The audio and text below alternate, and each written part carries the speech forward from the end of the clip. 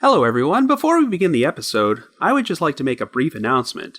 As you may or may not have heard, The Trail Went Cold has just partnered with a new streaming service called Get Vocal and joined their True Crime Thursdays lineup, which consists of several notable true crime podcasts. So from now on, every Thursday night from 7 till 8 p.m. Eastern Standard Time, I will be hosting a live streaming session in which I chat with you, the listeners.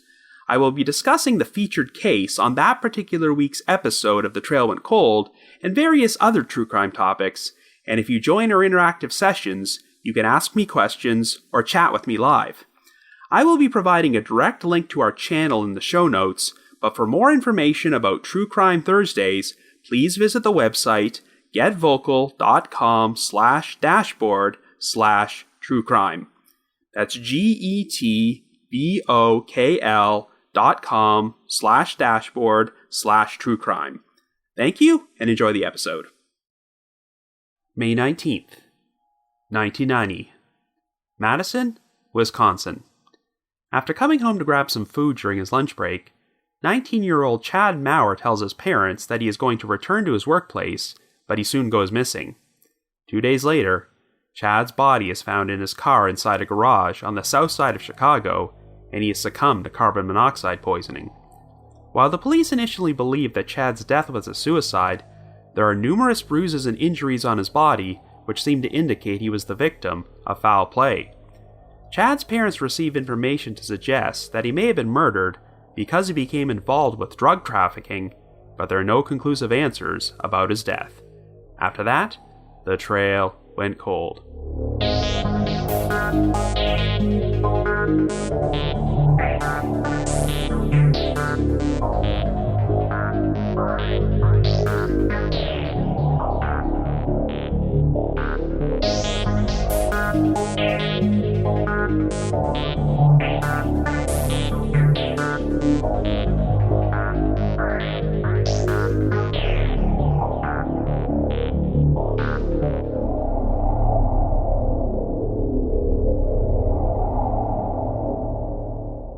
Hello everyone, and welcome to our latest episode of The Trail Went Cold. I'm your host Robin Warder, and we've got another bizarre cold case to cover today.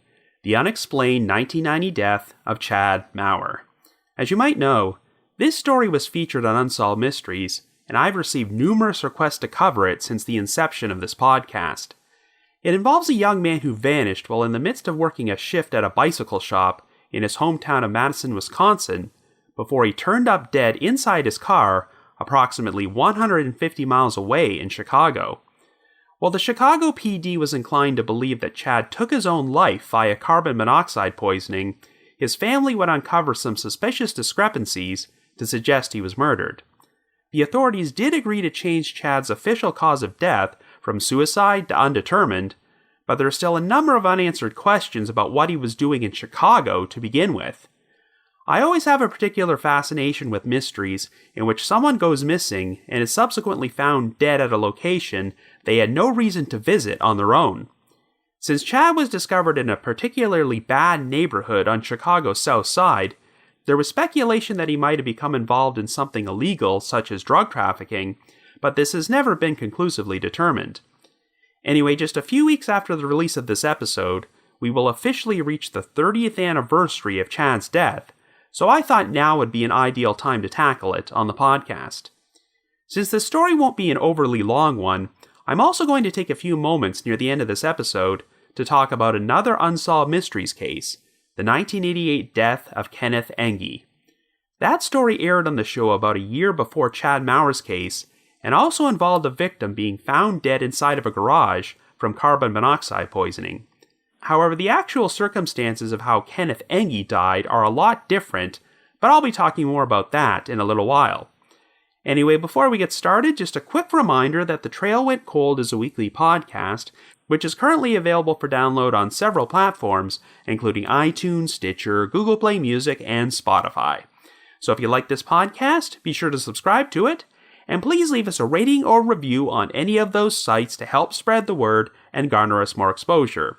The Trail Went Cold is on Patreon, so if you would like to learn how to support the show, please visit our page at patreon.com/thetrailwentcold.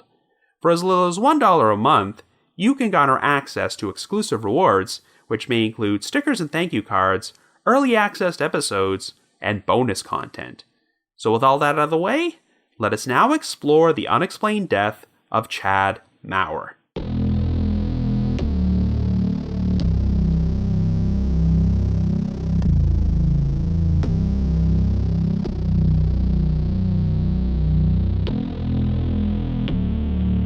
Our story begins in Madison, Wisconsin in 1990. Our central figure is 19-year-old Chad Maurer, who lives in the Monona suburb with his parents, John and Dolly Maurer. Chad is the couple's only child and graduated high school the previous year, where he had always been a popular student and a talented athlete. Chad is a member of the American Bicycle Association and has a particular passion for BMX racing, as he has collected several trophies after winning a number of races, and is considered to be one of the top 10 BMX racers in his district. He is also very passionate about snowboarding and loves to make weekend getaways to the ski slopes, but following graduation, Chad lost his job and wound up having to sell a motorcycle and a television in order to finance these trips. However, he has just started working a new job at a bicycle shop called the Village Peddler and is hoping to save up enough money to move to Boulder, Colorado and attend college there. In fact, one of the main reasons Chad has his eyes set on Boulder is because it is the home to a number of snowboarding and BMX events which he wants to compete in. On the morning of Saturday, May the 19th, Chad left his home in his father's yellow 1968 Mustang and went to work his scheduled shift at the Village Peddler. It was only his second day on the job, and he would return home at around 12:20 p.m. for his lunch break. He grabbed a few sandwiches and told his parents he was going to go right back to the shop because it was busy there. Chad then asked his father to borrow $20 to purchase gas before driving away, but this would turn out to be the last time his family ever saw him alive. About an hour later, John and Dolly needed to go buy something at the hardware store, which was located just a few doors down from the Village Peddler, but when they arrived, they were surprised to see that their Mustang was not in the parking lot. They decided to go into the bike shop to look for Chad, but no one working there seemed to know where he was.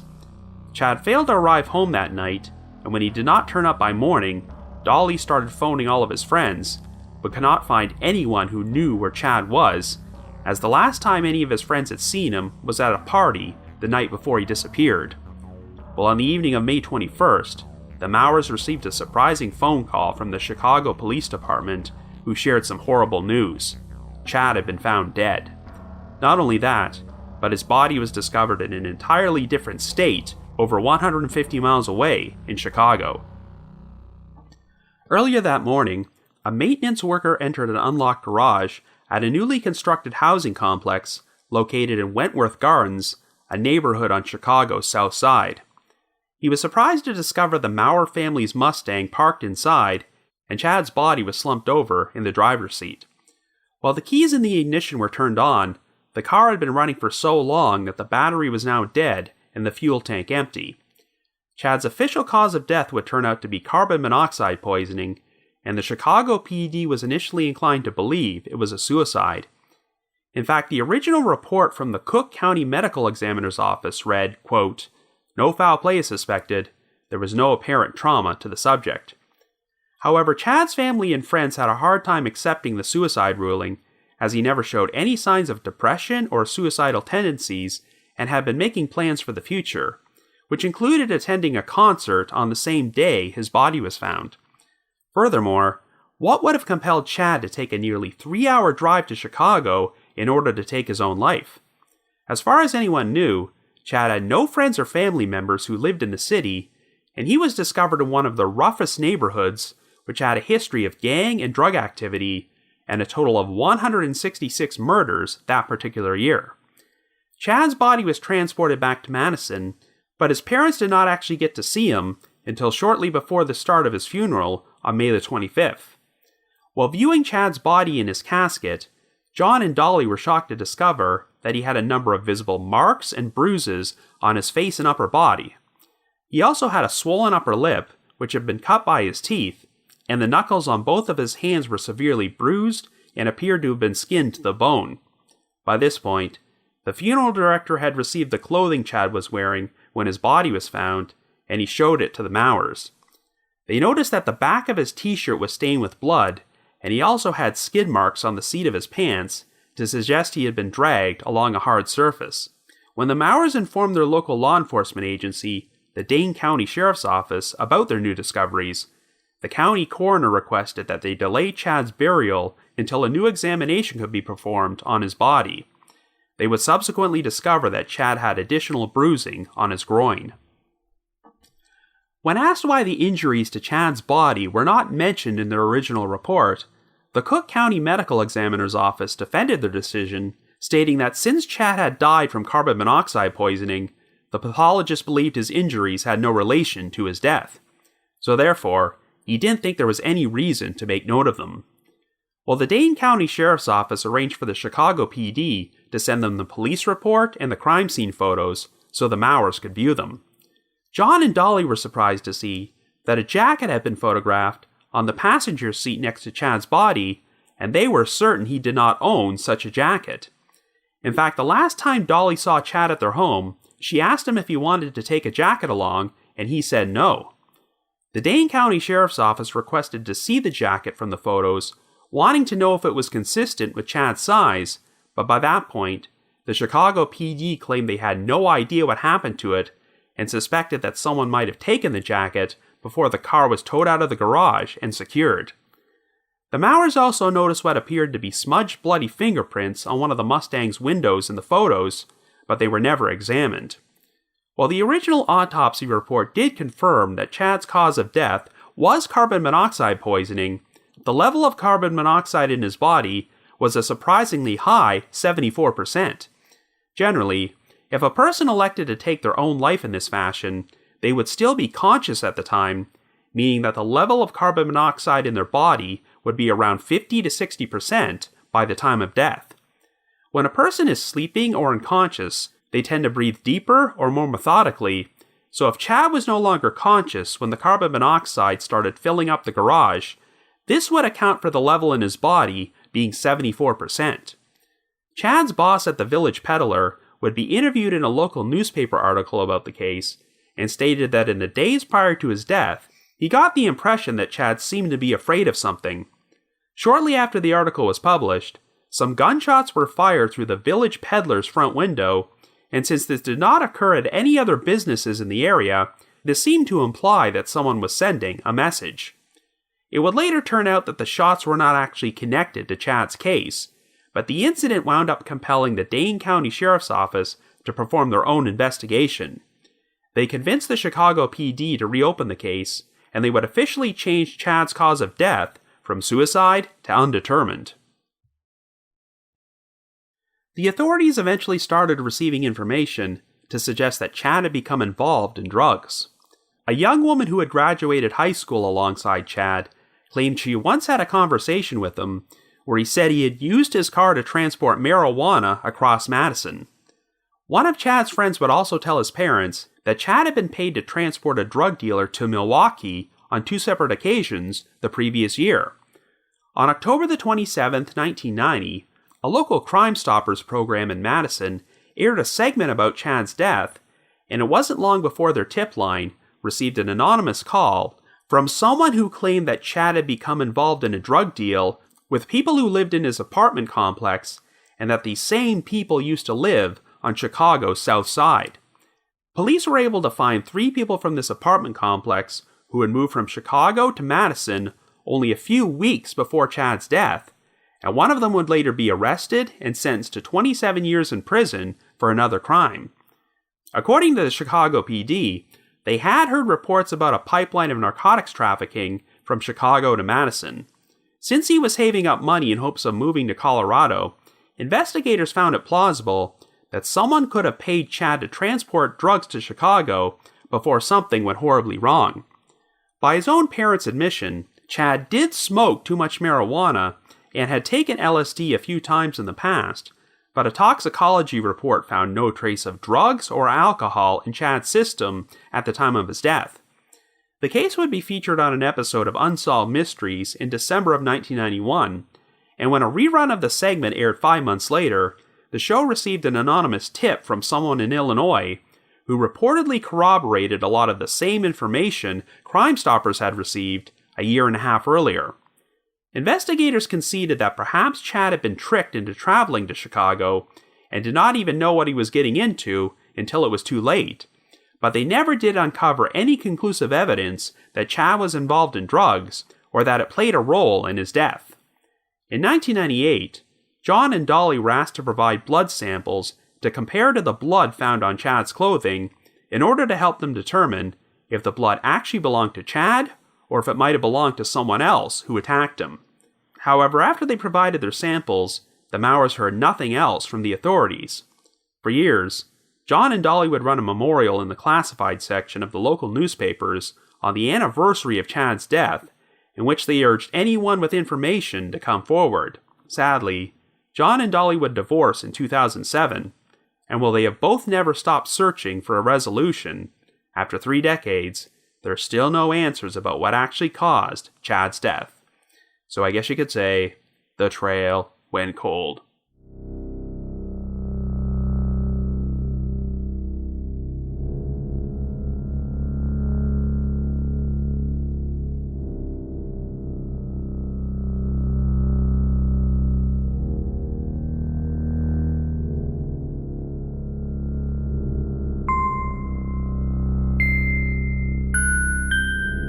Now, cases in which parents lose a child under suspicious circumstances are always terrible, but it's particularly heartbreaking when they lose their only child, which is what happened with John and Dolly Maurer. Dolly had already suffered through multiple miscarriages before she gave birth to Chad in 1970, and they never had any more children, so things were obviously never the same for them after their only son turned up dead.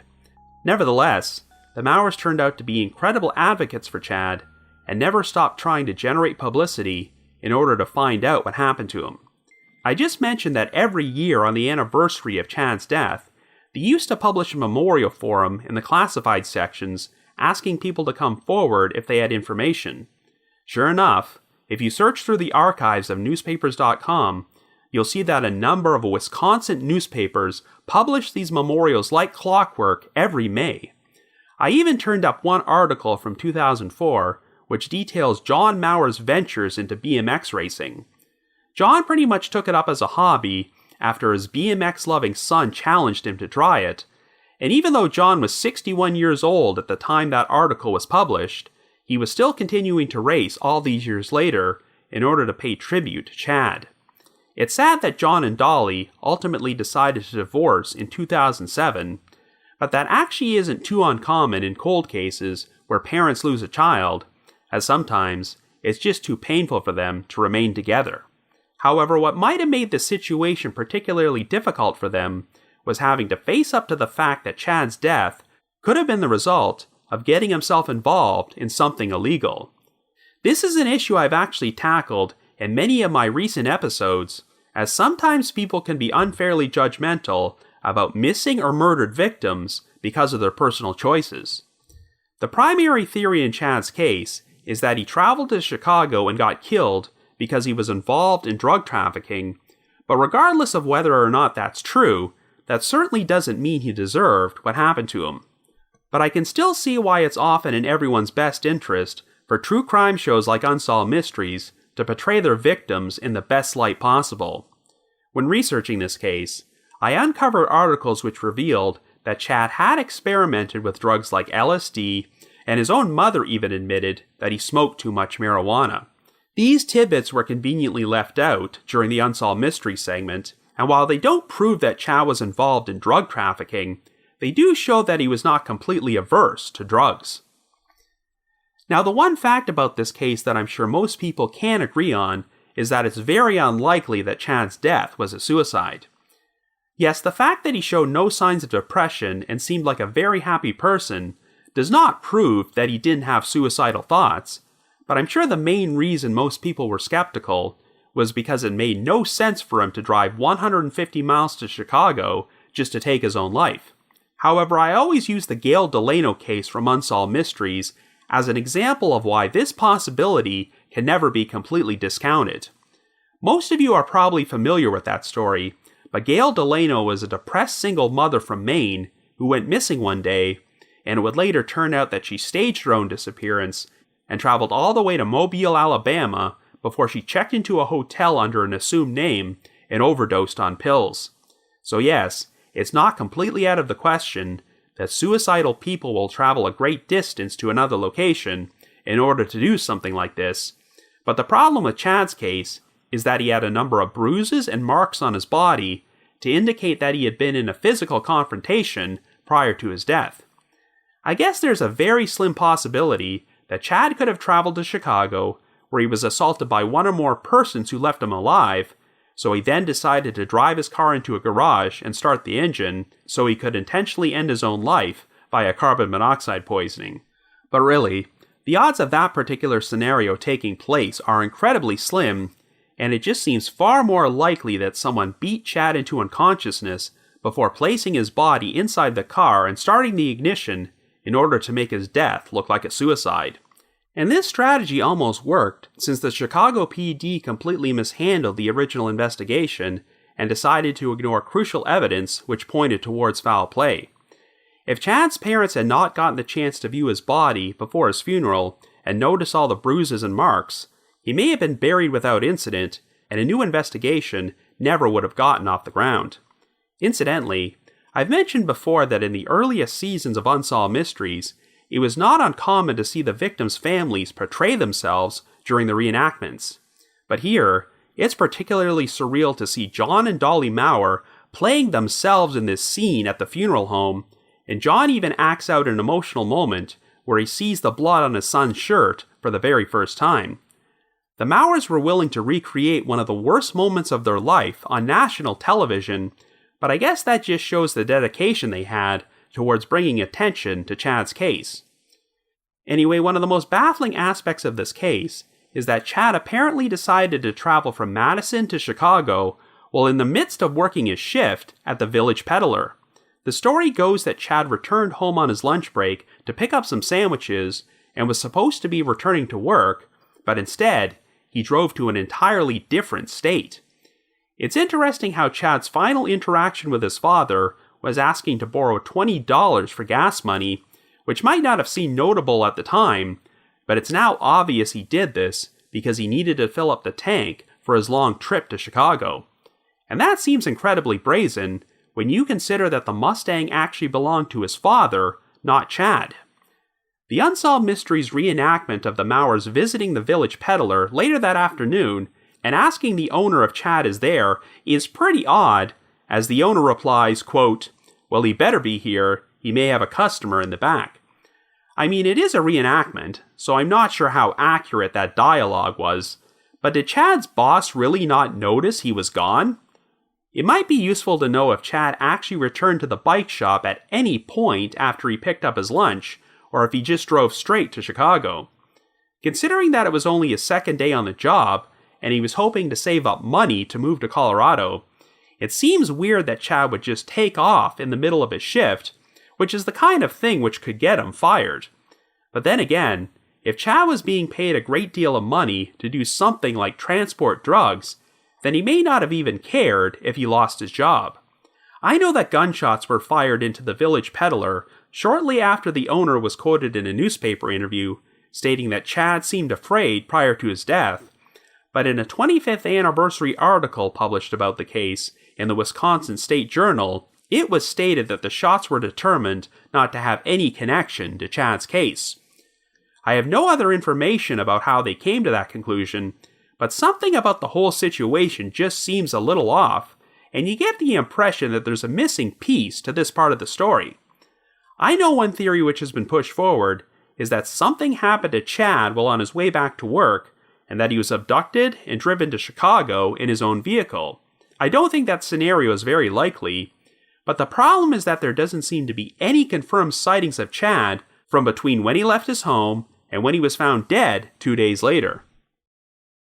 Anyway, even though no conclusive proof was ever found that Chad was involved in drug trafficking, his parents were told by some of his friends that Chad had transported marijuana through Madison and even gone to Milwaukee on a few occasions, which is about 80 miles away. It's unclear if Chad had ever made any trips to Chicago in the past or knew anybody there, though there was apparently one eyewitness who claimed they had seen Chad skateboarding on Chicago's Oak Street beach on prior occasions. The only real connection between Chad and the neighborhood he was found were a pair of anonymous tips about how Chad had become involved in a drug deal with 3 people who had recently moved to Madison from Chicago's South Side. It's really not clear how heavily these 3 people have been investigated, but the fact that one of them later wound up going to prison for 27 years for another crime suggests that they are not model citizens. But the fact that we know so little about them seems to indicate that the authorities cannot connect these people to Chad through anything besides uncorroborated hearsay from anonymous tipsters. Investigators have even pushed forward the idea that Chad may have been asked to do something for money, but did not realize it involved drugs or anything illegal until it was too late. Now, to be honest, while researching this case, I did detect a few warning signs, which almost made me think that perhaps Chad had a drug problem of his own and may have gotten involved in this world in order to support his habit. Before he was hired by the village peddler, he had lost a previous job and sold off a motorcycle and a television set, supposedly to finance his weekend snowboarding trips, but I have to wonder if he actually needed the money for something else. However, the toxicology report showed no drugs in Chad's system at the time of his death, so I don't want to make any assumptions about a possible addiction problem without evidence, and while he apparently liked to smoke a lot of marijuana, it doesn't look like he was high at the time he was killed. But since Chad was found dead in one of the roughest neighborhoods in the country, it's certainly reasonable to assume that he got himself in way over his head and crossed paths with some very bad people. So now we have to talk about the lackluster investigation by the Chicago Police Department. They somehow lost this mysterious jacket, which was photographed next to Chad's body, even though it could have been a potentially important piece of evidence, and they completely ignored all of Chad's bruises, marks, and injuries, and initially wrote off his death as a suicide. Or rather, they knew these injuries were there, but decided they were completely irrelevant because the exact cause of death was carbon monoxide poisoning. So, by their logic, if a person is beaten up and thrown off the roof of a building, then the death must be a suicide because it was the fall that killed them, right? When the case was reopened, Sergeant John Ridges, the new investigator on the case, actually stated, quote, "It probably could have been done better, there were some problems, but the Kennedy assassination could have been handled better too," end quote. Well, that's not very reassuring. I guess the big question is, did the Chicago PD intentionally undermine the investigation into Chad's death, or was this just pure incompetence or indifference? Well, I previously mentioned that this particular area of the city experienced 166 homicides that year, so I'm sure the police were overburdened by the high crime rate, and since technically they could not state with 100% certainty that Chad's death was a homicide, I'm sure they had no qualms about classifying it as a suicide in order to keep the statistics down. Still, considering that Chad was a middle-class white kid from Wisconsin, who was not the typical victim you would find in the Wentworth Gardens neighborhood, you'd think this might have made the authorities more curious about the exact circumstances of his death, but then again, since he was an out-of-towner from another state, perhaps they just took the attitude that he was not their problem. Since the Chicago PD agreed to officially change Chad's cause of death from suicide to undetermined and launch a new investigation, I don't believe they orchestrated an intentional cover-up to protect someone, but I do believe that since they were dealing with so much violent crime during that time period, they were content not to give Chad's case the full attention it deserved. Anyway, the investigators interviewed during the Unsolved Mystery segment do present a theory which I think sounds pretty plausible. Namely, that Chad had been promised a certain amount of money to deliver some drugs from Madison to Chicago, but once he arrived, the people involved decided to renege on paying him because as an out-of-towner without a criminal background, they figured that Chad would not attempt to retaliate if they refused to give him his money. Nevertheless, Chad did not react well, and this led to a violent altercation in which he was severely beaten into unconsciousness. If Chad had just been some local drug dealer or gang member, they might not have thought twice about killing him in a standard fashion, such as shooting him. However, since they knew the murder of an outsider might draw some undue attention, they decided to move the Mustang into an empty garage, place Chad's body in the driver's seat, start the ignition, and then seal him inside so that he would expire from carbon monoxide poisoning and people would think his death was a suicide. If the aforementioned people from the apartment complex who moved from the south side to Madison prior to Chad's death were involved in this, then they may have received word that Chad had a past history of transporting drugs, which is why they approached him to make a delivery to Chicago. I'm not entirely sure they were in Chicago and personally present when Chad was killed, as the crime may have been carried out by associates of theirs, but at the very least, they probably knew what happened. Again, I really hate to push forward this theory and accuse Chad of being a drug trafficker, since the authorities never found any direct evidence to prove that these allegations about him were true. But it would go a long way towards explaining why Chad wound up dead at a location 150 miles away from home, where he otherwise had no logical reason to be. Since the drug theory can never be corroborated, I do have to wonder what else might have compelled Chad to make that lengthy drive to Chicago. If it wasn't drugs, it had to be something important enough that he decided to just abandon a new job in the middle of a shift. This is another one of those mysteries where you just feel that there's a major piece of the puzzle missing which could shed some light on what happened. But no matter what he had gotten himself into, it must be reiterated that Chad did not deserve what happened to him, and his parents are entitled to receive justice and answers about his death. So if you happen to have any information about the unexplained death of Chad Maurer, please contact the appropriate authorities. So now we're going to take a few moments to talk about another unsolved mysteries case involving carbon monoxide poisoning, the death of Kenneth Angi.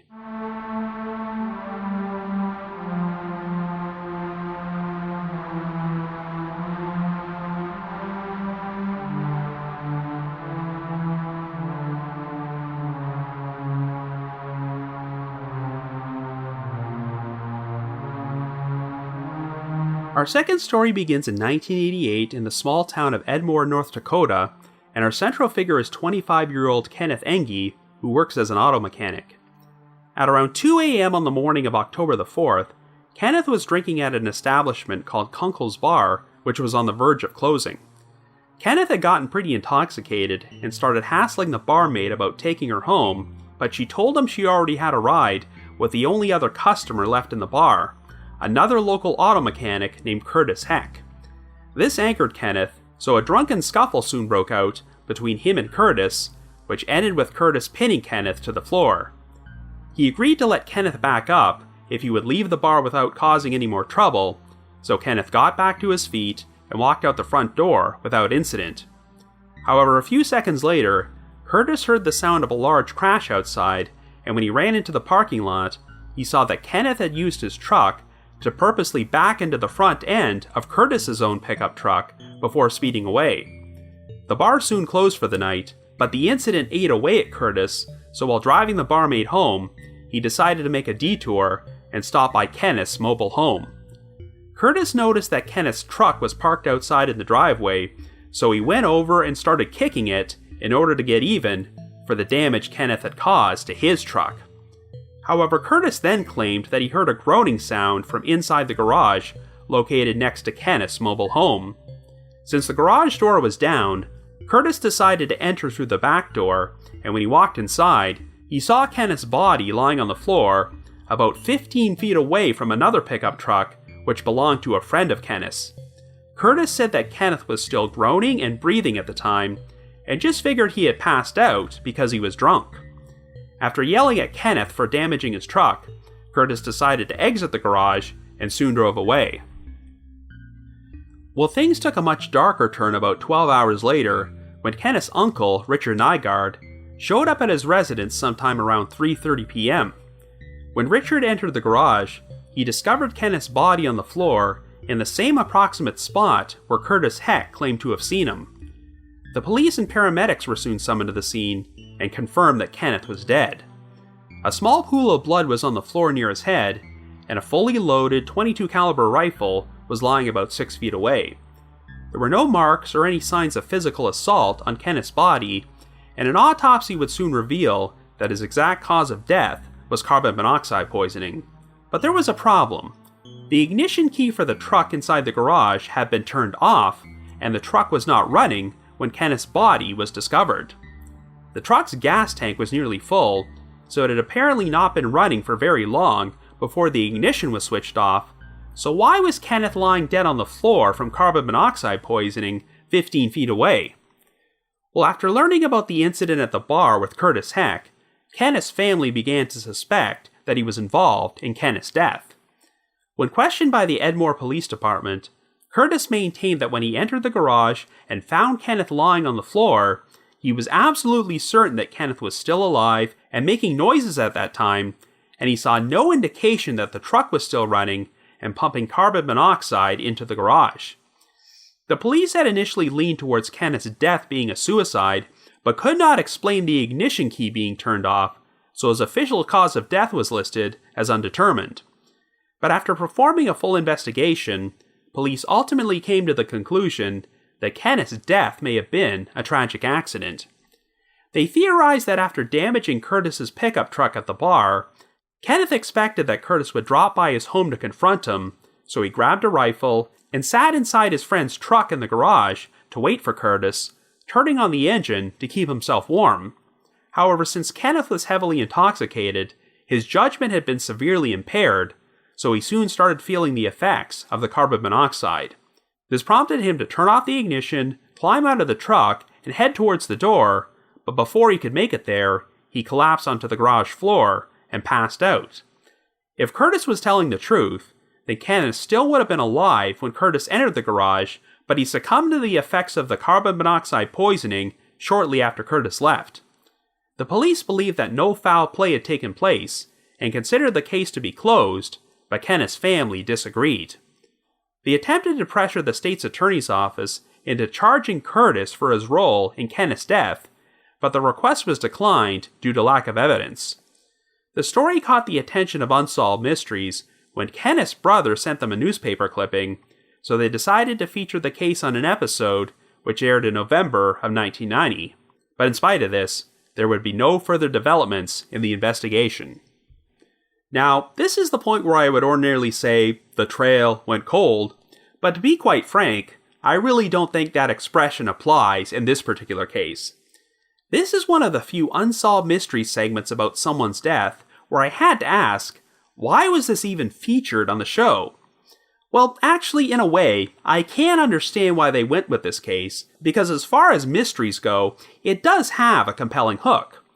How could someone have died from carbon monoxide poisoning inside a garage if the vehicle's ignition was turned off? But the problem is that this particular detail pretty much signified that no crime had actually taken place, but I'll talk more about that momentarily. There are a number of odd things about this segment, including the fact that it's one of the few Unsolved Mysteries cases I know of which does not feature a photograph of the victim. If you do a Google search on Kenneth Engie, the only photos you'll find are stills from the Unsolved Mysteries reenactment, which show the actor who played Kenneth lying on the garage floor. There's also a Find a Grave entry for Kenneth, which features a photo of his headstone, but no pictures of Kenneth himself. So I have no idea what the guy really looked like. I also could not find any other information about this case online, aside from a 1990 newspaper article from the Bismarck Tribune, which mentions the filming of the Unsolved Mysteries segment. But honestly, even though the circumstances of Kenneth's death are very strange, and I definitely feel sympathy for his family, I really don't see how they could honestly believe that foul play was involved, or that anyone could be charged for this. I mean, it would be one thing if this was like Chad Maurer's case, and Kenneth had a ton of bruises and marks on him, but even though he had been in a minor physical altercation earlier that night, there were no signs of him being assaulted. The small pool of blood on the floor easily could have been caused by him falling down and hitting his head, and the rifle found at the scene was never fired, so there's no indication of a violent attack. I think the theory that the police presented about what happened is a pretty logical one. The Unsolved Mysteries segment tries to ramp up the air of mystery by having Robert Stack ominously ask questions like, why would a trained mechanic like Kenneth do something as dangerous as run a vehicle's engine inside an enclosed space? If he was overcome by the carbon monoxide fumes, how could he have had the clarity of mind to cut the ignition, but still be unable to reach the nearest door? Well, the simple answer to all these questions is, he was very drunk. I can definitely understand why Kenneth's family would be so inclined to believe he was a victim of foul play, because the official version makes his death seem pretty senseless and avoidable. During his Unsolved Mysteries interview, Curtis Heck does come across as a pretty believable straight shooter, and I always get a laugh when he talks about his drunken scuffle with Kenneth in the bar and says, quote, "Neither one of us were Muhammad Ali." You get the sense that it eats away at him that he walked into the garage and saw Kenneth lying on the floor, but just left him there. Curtis just assumed that Kenneth was drunk and passed out, and said that under normal circumstances, he probably wouldn't have left someone on the ground in that condition. But hey, the guy had just broadsided and damaged his truck, so Curtis was pretty pissed off at the time. In a way, he showed admirable restraint by just walking away, rather than attacking Kenneth while he was on the ground. Curtis was also adamant that Kenneth was still alive at the time, and the truck was not running, so he had no idea that carbon monoxide had been pumped into the garage. While there was immature behavior on both men's parts over the situation, I'm sure Curtis never would have wished death on Kenneth, and I really don't think there's any way you could hold him criminally liable for his actions. So here's my biggest issue with this segment. Kenneth's uncle, Richard Nygaard, is interviewed, and he disputes Curtis's story and the police's version of events. He believes what actually happened is that Curtis went into the garage, got into a fist fight with Kenneth, and knocked him unconscious. Before he left, Curtis noticed that the truck was still running, so he was the one who went over and turned off the ignition key. But by that point, it was too little too late, and there was already enough carbon monoxide in the garage that Kenneth wound up succumbing to it before he woke up. But hold on a second here. If Kenneth's family believes that Curtis turned off the truck's engine, then how can they reasonably expect him to be charged with murder? Even if Curtis was angry enough with Kenneth to punch him out, the fact that he went to the trouble of turning off the ignition would seem to indicate that he still had enough concern for Kenneth's well-being that he did not want him to die of carbon monoxide poisoning. So technically, we have a victim's family accusing a suspect of murder, while simultaneously presenting an alternate theory which absolves said suspect of murder. If the truck had still been running when Kenneth was found, then you might have an argument that Curtis intentionally left him to die, but as it is, the evidence really doesn't point towards this being anything more than a tragic accident. If Curtis was the person who turned off the ignition, then I don't see why he would deny that, since it actually paints him in a bit of a more positive light. They really don't go into this during the Unsolved Mystery segment, but since Curtis was giving the barmaid a ride home, I'm sure the police spoke to her to confirm Curtis's story, and she likely verified that he was only inside Kenneth's garage for a few moments and would not have had nearly enough time to orchestrate a murder. No, I really think that the police's theory of Kenneth turning off the ignition himself and collapsing before he made it out of the garage is probably the correct one. This is one of those mysteries which might seem perplexing on the surface, but once you think about it, the solution is a rather simple one, and it's obvious that no foul play took place here. While I question why Unsolved Mysteries elected to feature the story, it actually wound up making the case for foul play in Chad Maurer's case look all the more stronger when that story was featured 1 year later. Anyway, that about wraps up this week's episode. If you have your own thoughts about what happened in either of these cases, feel free to leave me a comment or send me an email to robin.warder@icloud.com. That's robin.warder@icloud.com. Now, the reminder that The Trail Went Cold is on Patreon, so please visit patreon.com/thetrailwentcold to learn how you can support our podcast and become eligible for some pretty neat rewards. We produced a bunch of exclusive bonus episodes for our patrons in tiers 2 and 3, and this past month, we produced an episode about the very first Final Appeal segment ever featured on Unsolved Mysteries, involving the controversial conviction of Glenn Consagra for the double murder of his friends, Freddie Doberly and Mary Lou Holmes. And for our patrons in Tier 3, I've also recorded another new audio commentary track, which can be played over a classic episode of Unsolved Mysteries. So to learn more information, feel free to visit our Patreon page. I'd also like to give a shout out to our most recent listeners who have signed up with us on Patreon this week, and they are Maddie F., Pip L., Athena B., Rachel A., Jen R., Kenny F., Sabi W., and Dana M. Thank you all so much for your support. And before we bring this episode to a close, I would just like to take a few moments to recommend a new podcast. The word forensics often brings to mind the image of white lab coats and latex gloves, but forensic detectives actually spend their days rushing from crime scene to crime scene with no resources to help them deal with the emotional trauma that follows. And the new podcast, Shattered Souls, A Forensic Detective's Diary, brings you this side of the story.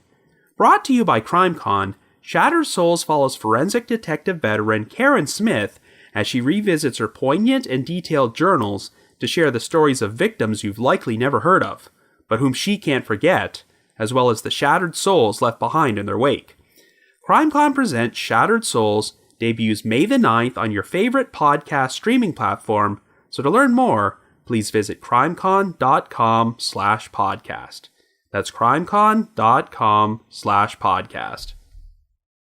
I also just wanted to give another shout out to my supporters at the Unsolved Mysteries message board at the Sitcoms Online forum and the Unresolved Mysteries subreddit. I need to provide a big thanks to Miguel Foote, who edits and assembles this podcast together for me, and Vince Nitro, who composes the eerie music you hear on every episode. If you haven't already, you can like us on Facebook, follow us on Twitter, or leave us a rating or review on iTunes, Stitcher, Google Play Music, or Spotify. So have yourselves a great week and join us next Wednesday for another brand new episode of The Trail Went Cold.